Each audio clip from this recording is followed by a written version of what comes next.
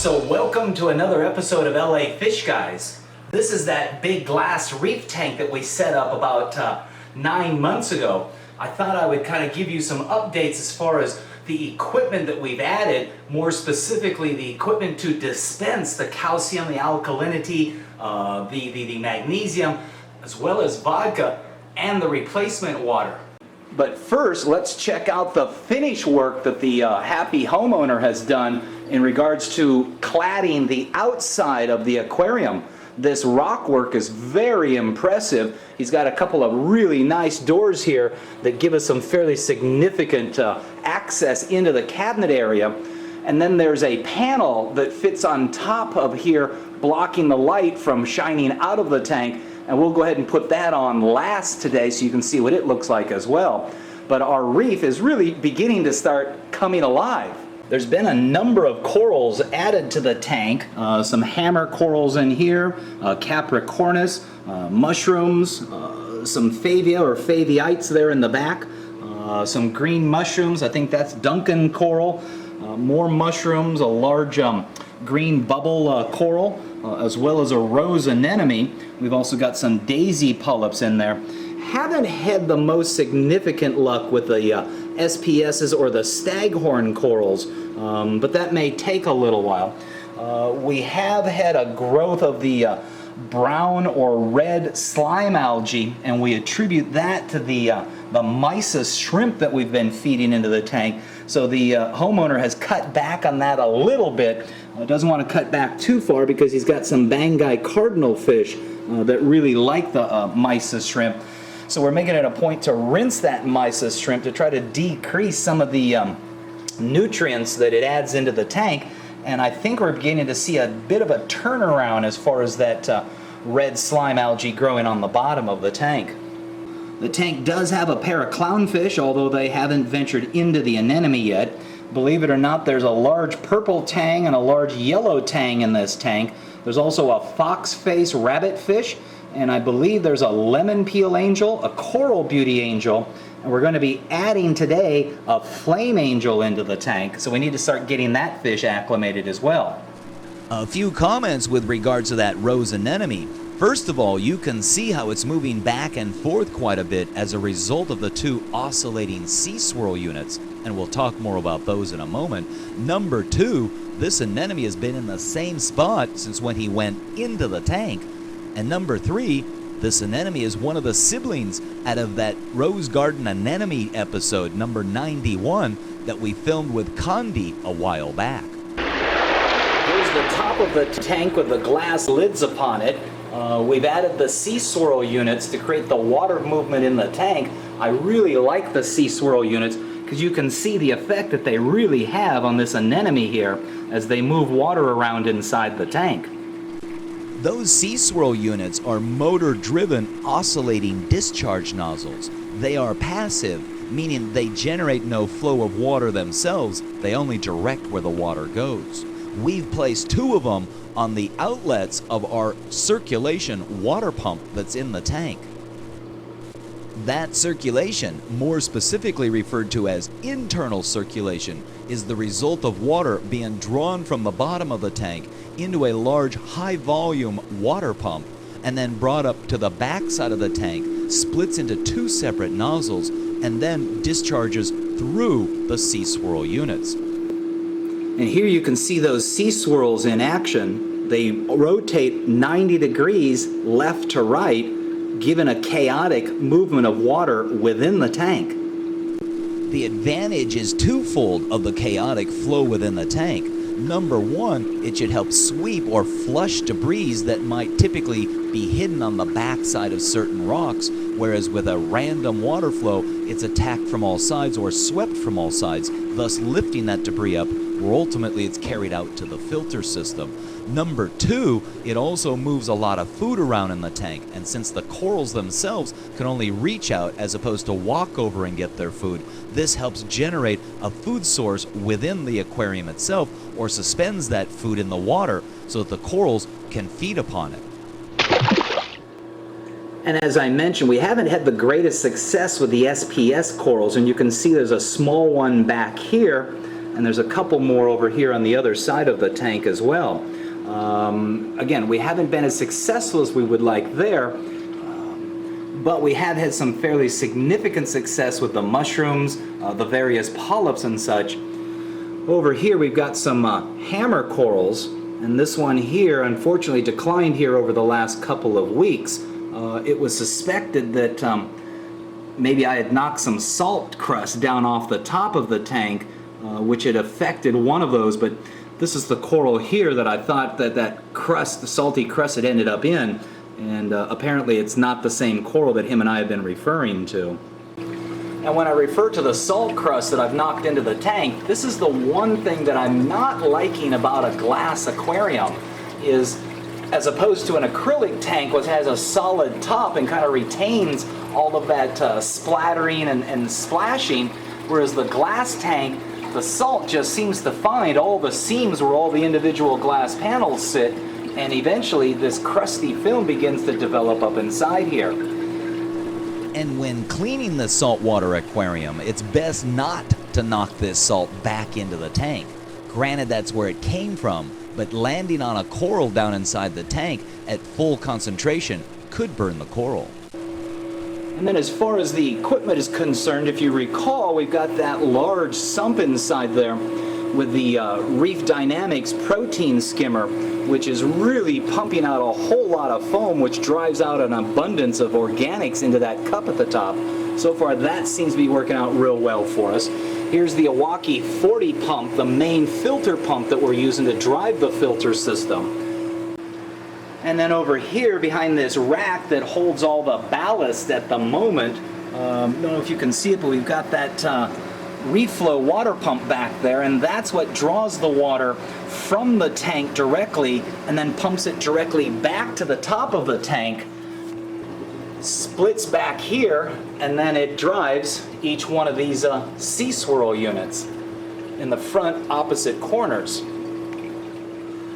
And so as far as water moving in the tank, there we've got the return from the filter below, and then as I mentioned, the sea swirl units inside the tank here, which really create some significant water movement and some random currents inside the tank. When in Los Angeles, make it a point to stop in Long Beach, California at Age of Aquariums, 2642 Cherry Avenue, just off the 405 freeway near Signal Hill. At Age of Aquariums, their knowledgeable staff showcases designer aquariums featuring colorful corals and exotic fish, a spectacular four-sided 500-gallon living coral reef, along with a wide selection of coral frags and a large selection of saltwater fish, the cute, the graceful, and the not-so-cute. Age of Aquariums also carries a selection of popular freshwater fish for the beginning hobbyist. Along with a full line of aquarium supplies and supplements, Age of Aquariums quarantines and medicates all their new fish and proudly provides LA and Orange County's largest aquarium maintenance service. Age of Aquarium is located at 2642 Cherry Avenue, just off the 405 freeway near Signal Hill.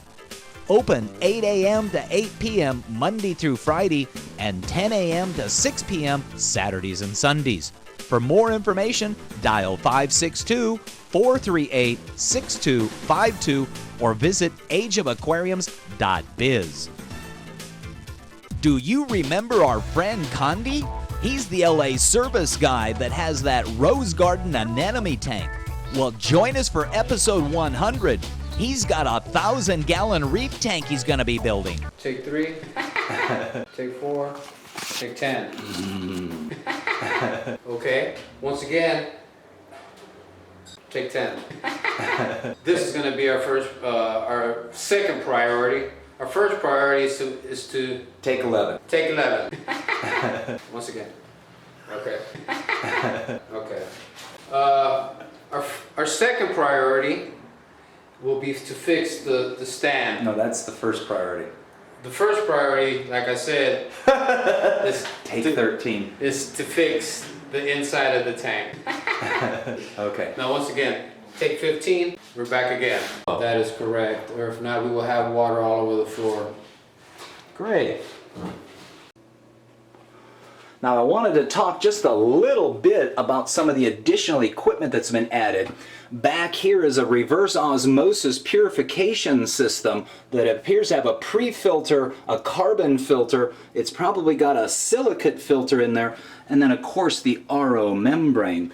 There's some monitors here that will help define what the quality of the water coming in and what the quality of the water leaving the units are. And then all of that seems to be pumped up to these different reservoirs up here that all have different solutions in them. We're using a bubble Magnus dosing unit, and this unit here is dispensing the alkalinity portion of the B ionics. It's dispensing the magnesium portion of the B ionics. It's also dispensing the vodka, which is a 50% diluted solution, into the tank. And then over here is a liter meter that is not only dispensing the replenishment water from the reverse osmosis unit, of which I understand this tank goes through about 2 liters a day in replenishment water, but there's also another small satellite pump, as he referred to it as, and this is what he's using to dispense the calcium portion of the B ionics. He's using larger diameter tubing than what came with the bubble Magnus dispenser, namely because that calcium solution really is so chalky that it begins to clog up those smaller lines that he's using. So he had to go to a larger pump with thicker or larger diameter lines so that we wouldn't end up with that restriction in there. And over here is where all of those fluids are dispensed or dosed into the reservoir itself. And here you can see the discharge of those individual lines coming from the dosing meter, as well as the pressure-activated float switch for the liter meter. And as I mentioned, we've got a flame angel we're going to be adding to the tank today. So we want to start acclimating her now so she can begin to adjust the variations in water quality while we're servicing the tank. Acclimation means to allow her to adjust from the environment that she's in to the new environment that she's going to go into. And we can take water directly from the tank and siphon it straight down into the bucket where the fish is at. So again, she can begin to adjust to those variations. Those variations could be the salinity of the water, it could be the pH of the water, and at the very least, it could be the temperature of the water. The whole point is to provide a transition period so she can get used to those changes. One of the things that you may notice is all the purple coralline algae that's beginning to grow inside the tank. This is the result of the B ionics, the calcium and alkalinity additions that we've been putting in there. And sometimes it just takes a small rock to seed the tank with that calcareous algae for it to just grow like wildfire. And generally, I've got to use a scraper to chip, essentially, that calcareous algae off the front or back glass panels. You can see there on the back it's growing just a little bit. And this is probably one of the biggest advantages of having a glass tank as a reef tank, is you can use a razor blade or some sharp item to chisel or chip off all that coralline algae. Whereas if this was an acrylic tank, you would stand a much greater chance of scratching the tank in the process of trying to eliminate the coralline algae that's growing on the front panel. Now, as I had mentioned, this glass tank has a tendency at the top to have a lot of salt crust coming out. And this is the result of a lack of I don't want to say sealing or proper sealing at the top of the tank. As a matter of fact, that's probably one of the differences in a glass tank, is it's completely open at the top. So any splashing that occurs is all going to come straight up and try to sneak through all those seams or cracks between the different panels of glass. So one other thing that I'm not real fond of, at least on this particular glass tank, is this big, thick glass strap across the center of the tank. Now, obviously, this needs to be here for structural support. And I think the mistake was the manufacturer laminated 2 glass panels together as opposed to one thicker panel. And what's happening is you're getting a buildup of debris or some bacterial slime or possibly algae on the underside and in between these glass panels, and that's blocking light from entering the tank. And even though you can't really tell it from the outside of the tank, the center of the tank is definitely getting less light than the two sides. But that's why we stacked the rock as we did, with these large pillars or spires rising up in the corners where the corals can be placed and receive the light directly from above, whereas the center section, which has the same strong 250 watt metal halide bulb, but because the rock isn't as high, the corals that are going to be placed in this area will be slightly lesser light requiring corals. And now with those glass panels off, you can really see the kind of water movement that's occurring at the surface of the tank in here. And because of that high water flow, there's going to be a little bit of splashing. And again, this is what generates all the splattering or the little fizzing of salt water. And of course that fizzing has great capillary action, and it's able to just reach up through all those various seams in those top glass panels. And here's our internal overflow in the right rear corner of the tank. We've got the Durzo standpipe inside here, so that keeps the noise level way down. The Durzo standpipe is a plumbing configuration that essentially raises the water level within the internal overflow, creates a pseudo siphon, and ultimately simply makes it quieter as water exits through the internal overflow. And here's that drain line as it comes from the bottom of the tank, and it swoops back here on the back side of the filter and then goes into this little filter compartment here. We've also got a little bit of salt spray that occurs out of that compartment, so we typically wrap a towel around the bulkhead there. And then inside that overflow is where we've been placing the micron socks to try to trap out particulate matter. These are those micron socks. You can see it's a cloth bag with a plastic rim, and that slips down inside a seat inside the corner of the filter there. This is about a 100, maybe a 200 micron sock, so it's going to trap a lot of fine particles. Unfortunately, it tends to trap it maybe a little bit too quick. Or should I say, once you put this in, you've got to pay attention, because it will restrict itself soon, especially if you've got an abundance of particulate in the tank. And if you don't replace this, water's just going to go around it, bypass it, and it's not going to operate very effectively. And as I mentioned, we've got that Reef Dynamics protein skimmer here. It's quite a large unit. It's driven by its own little water pump over here, and it's a Venturi valve that generates the air going into the unit. On the discharge side, we've got a little micron sock here just to capture any of those fine champagne bubbles that might come out as we make certain adjustments. So far, the skimmer has worked out awesomely in this tank, and is probably the main emphasis of filtration, if that's what you want to call it, by driving debris out of the system, lessening biologically what the tank has to deal with. This filter system is based purely on a very simple Berlin approach. There's a simple open sump with a large protein skimmer below. There's no additional fancy filtration other than biological from the rocks above. There's no caulerpa, any plants, there's no refugium. This is just a straight Berlin system. At some point we may need to do something, of which we do have the option of adding in some canister filters that might hold some type of filter media for removing phosphates or nitrates, but at the moment those levels are not a problem, but we are set up to add that down the road if needed. And as I mentioned, all the ballasts are sitting here on this rack. We've got a small fan in here to help move air around those ballasts to try to vent the heat that they're generated by. We've also got a series of timers here that run all the lights. We've got ourselves 3 individual metal halides, a pair of actinic fluorescent bulbs in the form of a T5 bulb, and then there's also a night light consisting of some small moonlight LEDs in here.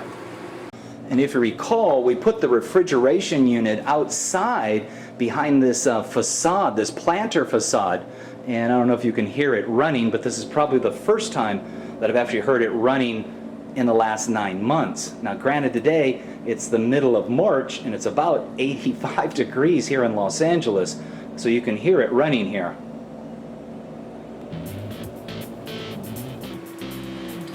So that's the current state of the equipment on this big glass reef tank. Not only are we acclimating the fish, a flame angel, to the tank today, but we're here to service the tank. We need to go ahead and clean it, and we're going to do a 20-gallon water change. So make it a point to come on back for the next part, part 2, and you can see how we go ahead and service the tank.